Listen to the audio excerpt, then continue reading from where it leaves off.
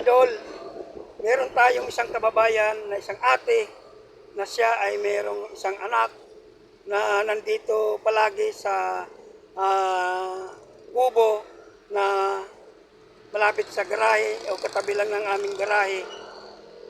At palagi natin sila nakikita na mag-ina. Kaya lalapitan natin mga idol para kausapin natin si ate tungkol sa kanilang buhay, kung bakit palagi natin nakikita dito sa kubo na ito at kasama ang kanyang anak. Okay mga idol, samahan ninyo ako. Okay, let's go. Hello ate. Hello po. Kumusta? Okay lang po. Anong pangalan? Joy po. Joy Joy Sanchez po. Sanchez. Opo. Ilang taon na si ate Joy? Renta po. Tama. May asawa? Nangangalakal po. Nangangalakal si kuya. Ate Joy, wala ba kayong sariling tahanan? Wala po eh. Napalayas po kami sa lupa namin kasi po wala po permanent yung trabaho sa amin. Gano'n. Bakit magkano ba upa niyo sa 3-5 po. 3-5? Ngayon, hindi kayo afford sa upa, pinalayas kayo. Opo, pinalayas. Kaya kung saan na lang kayo tumitira. Opo. Ayan. Anong probinsya, Ate Joy? Wala po, Bulacan lang po. Bulacan. Si Kuya? Bulacan lang din po. Pares lang kayo Bulacan. Ilan ang anak niyo? Ito lang po. Ilang taon na si Ate Joy? Renta po. 30. Si Kuya? 49 po. 49. Parang layo ng agwat. Ayan mga idol, si Ate Joy, siya at ang kanyang baby ay nandito sa kubong ito. Malapit lang mga idol sa garahe, katabi lang. Kaya palagi natin nakikita na sila ay nandito sa kubong ito. Kaya pinunta natin at pinausap para malaman natin kung ano ang kanilang buhay. Ate Joy, di ba mahirap yung ganitong sitwasyon ninyo? Napakahirap po eh. Kung saan po kami natutulog, kawawa po si baby. Alam mo, tapos nagkakasakit po. Sa pangangalakal ni Kuya, magkano naman ang kinikita? 150 lang po. Ano yung sa maghapon na yun na Hindi po, hanggang tanghali lang po. pangali 150? Tapos po alis po siya ng alauna hanggang alas 5. Ganun pa rin po. Bali 300 po lahat. Ikaw, alaga lang ang anak mo. Yan. So, mga kapatid mo, Ate Joy, Nasa Batangas po kapatid siya.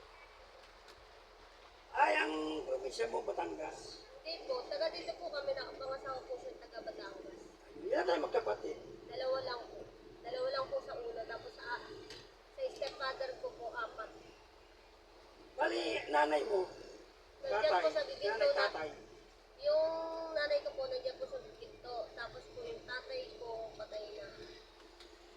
Ano pangalan ng nanay mo? Angela Dizon po. Bali, ilan kayo magkapatid? 6 po bali lahat. 6. Nasaan sila ngayon? Nasa Batangas po sila. Lahat sila? Ikaw lang nandito sa Bulacan. Ayan mga idol, sa ating pag-interview kay Ate Joy, tinitin niya sa atin na talagang napakahirap ang buhay na ganito lang ang kanilang sitwasyon. Sa pangangalaka lamang sila kumukuha ng kanilang pambuhay o kinabubuhay sa pamilya. Dahil talagang lalong-lalo na mayroon silang baby, pinagatas. Kaya talagang kahit sa pangangalakal ay makakaraos din naman sila. Okay? Ay, Ate Joy, meron pala akong pagkain. Gusto mo kumain, bibigyan kita. Okay. Ayan mga idol, bibigyan natin si Ate Joy ng pagkain.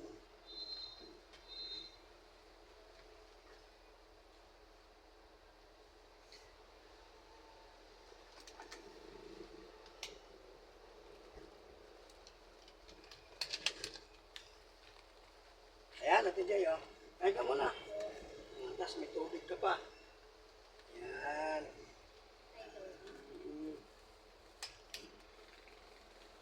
Ilang taon na si Bibi? 1 year? Mag-isang taon po ngayong abente. Ayan. Kain mo na. Bali si Kuya, anong oras babalik? Pagka pangangalakal? Alas 2 po. Alas 2. Kawawa. Bibi, oh. Walang gatas. Ayan mga idol.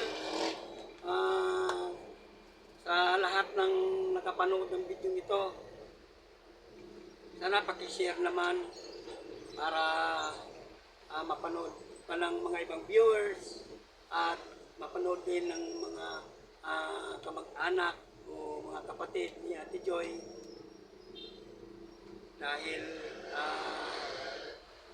sa ganitong sitwasyon ang kanilang ikinabubuhay lamang ay pangangalakal at kung saan-saan lamang sila natutulog dahil wala na silang sariling tahanan. Sana mga idol,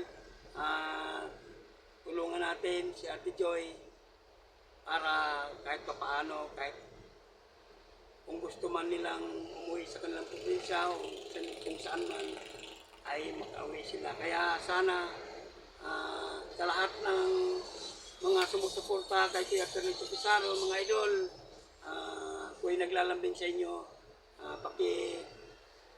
share naman itong video ito. Okay? Yan.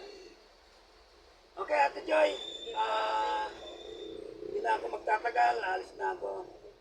Okay. Yan. Shout out na pala sa aking dalawang manager na si Sir William Rubinta at si Sir Rolando Concepcion. At sa lahat ng mga idol kong mekaniko, driver, conductor, mga idol, kumusta kayo dyan? Okay? Yan. Okay, Ate Joy. Okay.